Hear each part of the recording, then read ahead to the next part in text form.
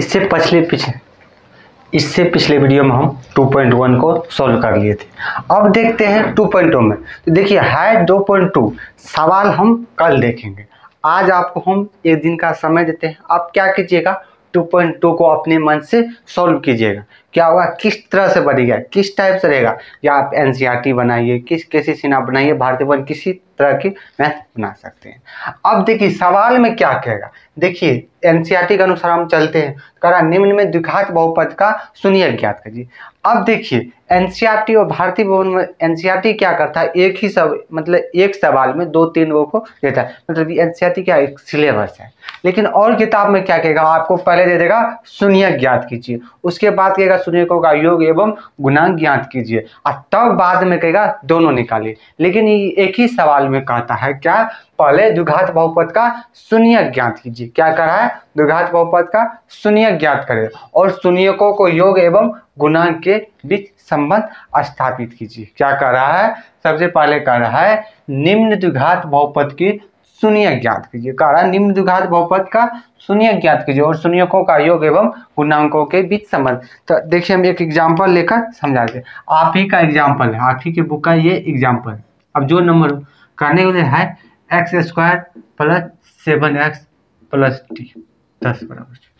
अब देखिए इसमें क्या क्या छुपा हुआ शब्द पढ़िए। कह रहा है द्विघात बहुपद का शून्य ज्ञात कीजिए। एक स्टेप यहाँ, तो यहाँ तक इसका शून्य कैसे निकालेंगे तो हम पिछले वीडियो में बताए थे। लेकिन आज देखिए जो न्यू स्टूडेंट है वो यहाँ से देख सकते हैं, कहीं प्रॉब्लम नहीं होगा। तो देखिए क्या कर रहा है, x² + 7x + 10 इसका शून्य ज्ञात करिए। क्या करिए, शून्य। अब देखिए शून्य के लिए क्या करते हैं, फर्स्ट और लास्ट वाले को शून्य कैसे ज्ञात करते हैं तो समझिए। फर्स्ट और लास्ट वाले को हम गुना करते हैं। क्या करते हैं, फर्स्ट और लास्ट वाले को गुना करते हैं। क्या करते हैं, फर्स्ट और लास्ट वाले को हम गुना करते हैं। जब ये हम गुना कर दिए तब यहाँ से हम क्या करेंगे, तब क्या करेंगे, जो डिजिट होगा तो इसको आप हटा दीजिएगा, x² को साइड में रख लीजिए। आप जो बचेगा, जो डिजिट में रहेगा, क्या होगा, जो अचर होगा तो उसका आप एलसीएम ले लीजिए, तोड़िएगा।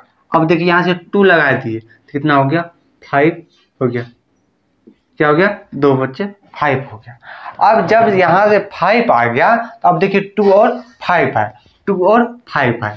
अब क्या करना है हमको, ये जैसे फर्स्ट पहला काम क्या कीजिएगा, फर्स्ट और लास्ट वाले को आप गुना करके एलसीएम निकाल लीजिएगा। अब देखिए हम एलसीएम निकाल लिए और एलसीएम निकालने के बाद क्या कीजिएगा, अब देखिए एलसीएम निकालने वाले देखिए यहाँ पर 3 है, तो द्विघात बहुपद के निकालने के लिए इसको हमको 4 खंड में तोड़ना पड़ेगा। क्या होगा, 4 यहाँ पर 3 है तो हमको 4, तब उसके बाद हम कॉमन लेंगे। तो वही 4 कहाँ लिखेंगे, 4 वो संख्या कैसे बनाएंगे, तो वो देखिए 3 संख्या है, लेकिन हम द्विघात बहुपद का शून्य निकालने के लिए इसमें हमको 4 होना चाहिए, कम से कम 4 होना चाहिए। क्या होगा, कम से कम या अधिक से अधिक 4 ही होना चाहिए। तो 3 है लेकिन हमको एक और चाहिए। क्या है, एक और चाहिए। अब देखिए हम क्या करेंगे, अब हम ये दोनों संख्या को इसमें फिट करना है। क्या करना है, इस संख्या में इसको हमको लिखना है। तो लिखना इस तरह से आप लिखिएगा। तो फर्स्ट और लास्ट वाले को, तो जो लास्ट वाले को गुना कीजिए तो यहाँ पर कितना है, 10 आ रहा था, 10 आ रहा था। अब देखिए आप माइनस या प्लस करके बीच वाली संख्या को पूराइए। माइनस भी चलेगा, प्लस भी चलेगा, दोनों करके आप एक संख्या जो यहाँ पर एलसीएम निकाल लीजिए। आप देखिए ये तो गुणन या इसका यदि आभाज्य गुणनखंड है तो ऑलरेडी है जो इसका होगा। लेकिन एक शर्त क्या बता दिए हम, एक शर्त ये बता दिए हमको प्लस या माइनस, प्लस हो या माइनस, कोई दोनों में से कोई एक क्रिया करके हमको यहाँ पर 7x लिख बोलना। क्या हो, 7x। अब देखिए यहाँ पर x² + 2x + 5x लिख सकते हैं बराबर 10। कैसे कि 2x + 5x, देखिए 5 2 7, मतलब यहाँ पर हमको 7x भी पुर गया। और देखिए 5 दूनी 10, मतलब फर्स्ट और लास्ट वाले दोनों भी मिल गया। मतलब यहाँ से 5 दूनी 10, 10x² हो गया, मतलब फर्स्ट और लास्ट वाले भी मिलना चाहिए।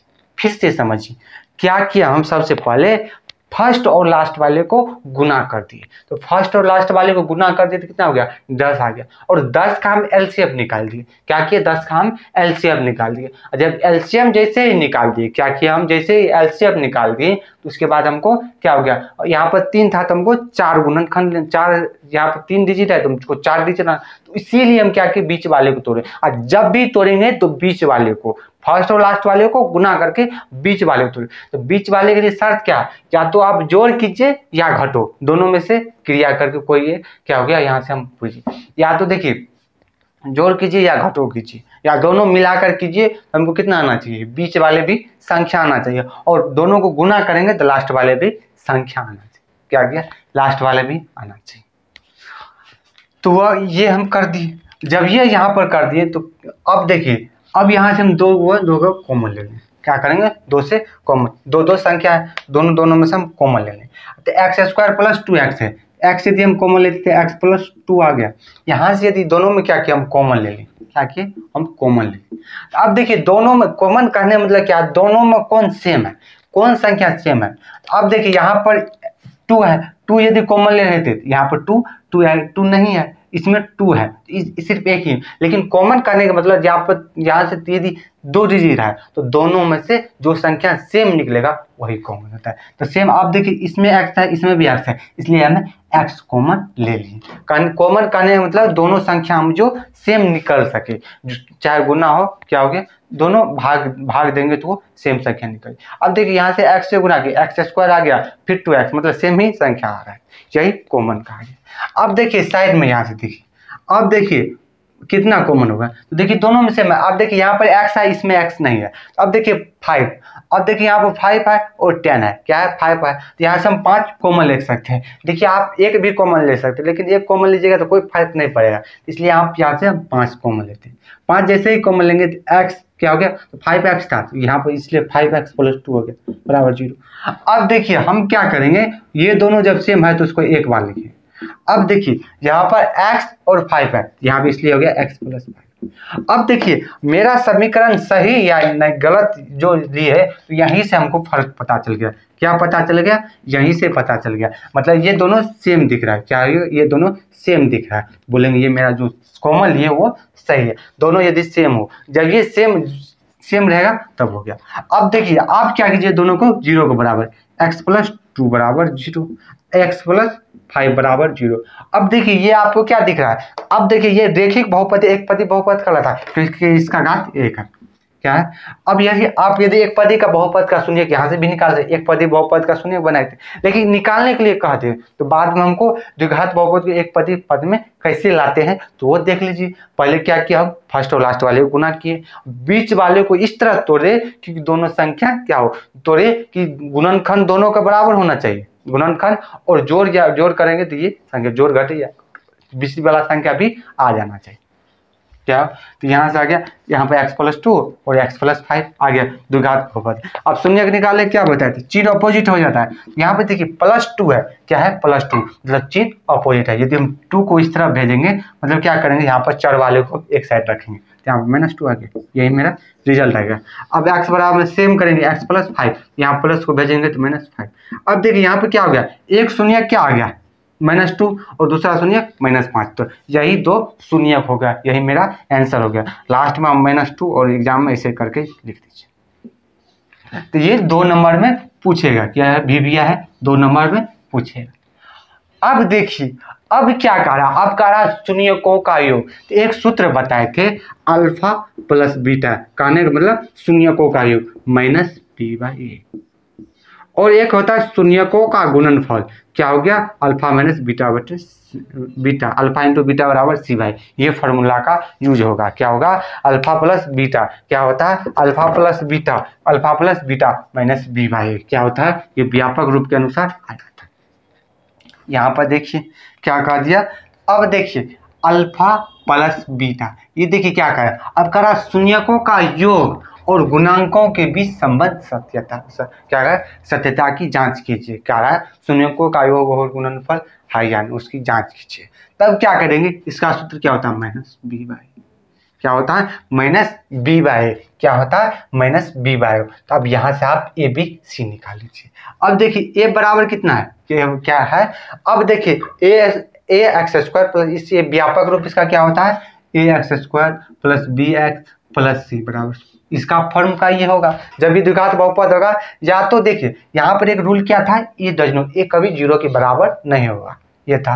अब देखिए ए की जगह क्या है 1x², बी की जगह क्या है 7, ए बी सी क्या है वास्तविक संख्या, क्या है ए बी सी सी एक वास्तविक संख्या है और सी बराबर 0 दे दी। यहाँ पे ए बराबर कितना हो गया 1, न कुछ है तो 1 हो गया, बी बराबर 7 और सी बराबर 10, ये यहाँ तक कोई दिक्कत नहीं होगा, यही हो गया। तो बी बराबर, अब देखिए यहाँ से अल्फा प्लस बीटा शून्यकों का योग होता है, तो ये क्या हो गया -7/1, क्या हो गया -7/1 हो गया, क्या हो गया -7/, अल्फा इंटू बीटा बराबर क्या होता है, अल्फा इंटू बीटा बराबर होता है c/a, क्या होता है अल्फा इंटू बीटा बराबर c/a, क्या होता है इसका सूत्र होता है c का मान कितना है, c का मान कितना है 10/1। अब सत्यता की जांच कैसे करेंगे, इसका जो व्यापक रूप होता है ax² प्लस bx प्लस सी, क्या हो गया ax² प्लस bx प्लस सी दे दिया है। अब यहाँ से ए बी सी का मान पुट कर दीजिए, तो ए बी सी का मान आप पुट कर दीजिए, क्या कीजिए ए बी और सी का मान आप पुट कर दीजिए, क्या कीजिए ए बी और सी का मान पुट कर दीजिए, ax² प्लस bx प्लस सी आ गया, क्या हो गया ax² प्लस bx प्लस सी आ गया। तो ax², ए की जगह कितना है, ए की जगह कितना है 1 है, यहाँ पर 1 प्लस, अब देखिए यहाँ पर कितना है, क्या हो गया यहाँ पर कितना है तो क्या हो गया माइनस, क्या हो गया -7।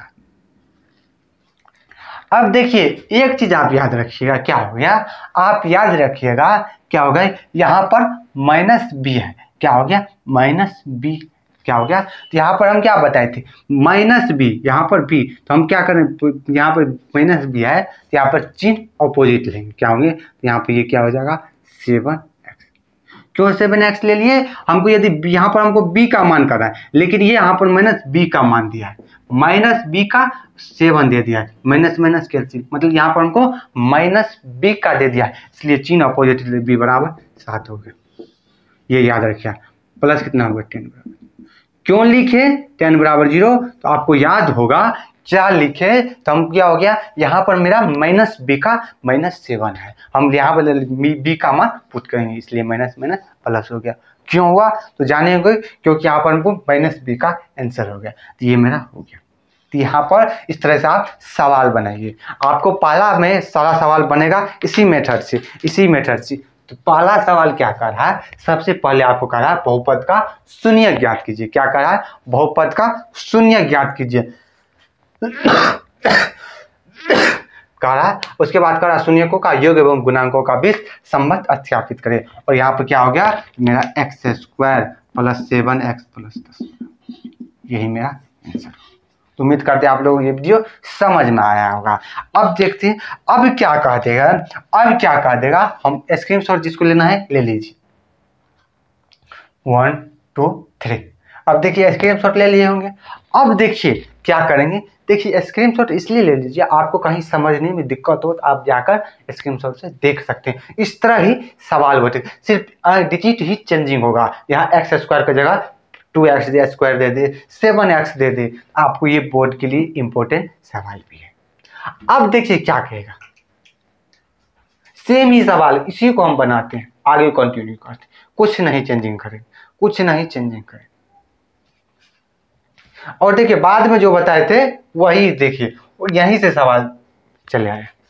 कहने का मतलब क्या हो गया, हमको 2 शून्यक दे दिया है, क्या दे दिया है 2 शून्यक दे दिया है। अभी जो सवाल बताए उसमें से 2 में से एक सब्जेक्टिव जरूर ही रहेगा, क्या होगा सिर्फ डिजिट चेंजिंग, मतलब एक शून्यक क्या दिया गया है -2, क्या हो गया एक शून्यक के शून्य, मतलब ये आप क्या कह देगा, आपको कह देगा शून्यकों का योग एवं गुणनफल दे देगा, क्या होगा शून्यकों का योग, क्या हो गया शून्यकों का योग,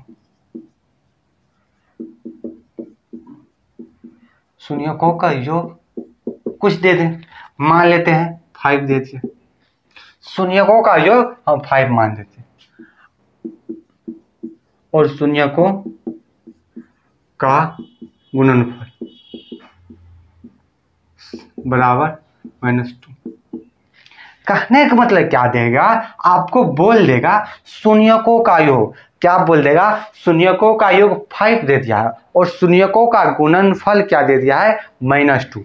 सवाल में क्या कह देगा, शून्यकों का योग माइनस क्या होगा, शून्यकों का योग एवं गुणनफल निम्न है या क्रमशः है। क्रमशः दे दिया 5 और -2 है, तो इसका आप क्या कीजिए, द्विघात बहुपद के रूप में व्यक्त कीजिए। किसके, तो द्विघात बहुपद के रूप में। अब देखिए शून्यकों का योग कहने का मतलब अल्फा प्लस बीटा, और इसका सूत्र अभी बताए थे -b/a। क्या हो गया, -b/a। -b/a कहने का मतलब क्या हो गया, -5/। मतलब -b का क्या मान हो गया, क्या हो गया 5, और -b का क्या हो गया, -b/a। मतलब क्या हो गया, b का मान आप देख लीजिए क्या हो गया, तो b का मान -5 हो गया। क्या हो गया, माइनस यहाँ पर क्या हो गया, -5। क्या हो गया, ये शून्यकों का योग कितना हो गया, -5/a। क्या हो गया, -5/a